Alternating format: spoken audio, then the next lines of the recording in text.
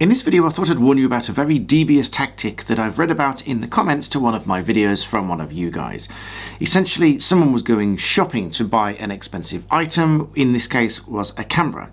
The shop assistant went into the back and brought back an empty box and tried to hand this off as a boxed product. So welcome back, I'm the Black Belt Barrister, helping you to understand law and bringing you some useful tips to avoid losing out on money, cash and products that you've earned. So in this case, one of you, my viewers, had gone to a shop to buy a camera, only the sales assistant went into the back and brought back an empty box, trying to pass it off as a boxed up brand new camera.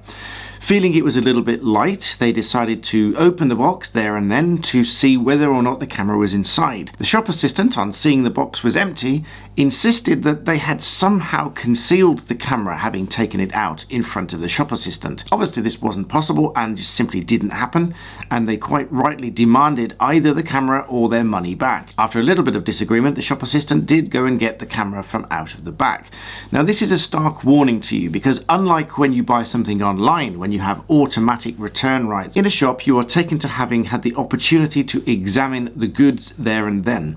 So the only reason you'd be able to take it back and insist on a refund is if there's a defect with the product within the first 30 days, in which case you still retain the right to return this product. But just like the difficulties receiving an empty box ordered online through the post, there are also these difficulties of receiving an empty box given to you by the shop assistant.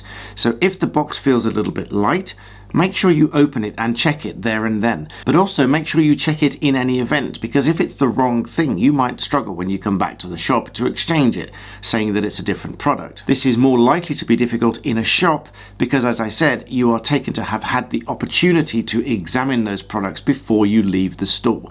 So please let this be a warning to you, especially if you're going out to shop in the sales now that we are free of any further restrictions under the COVID regulations. So be careful out there, make sure you check these things before you leave the store.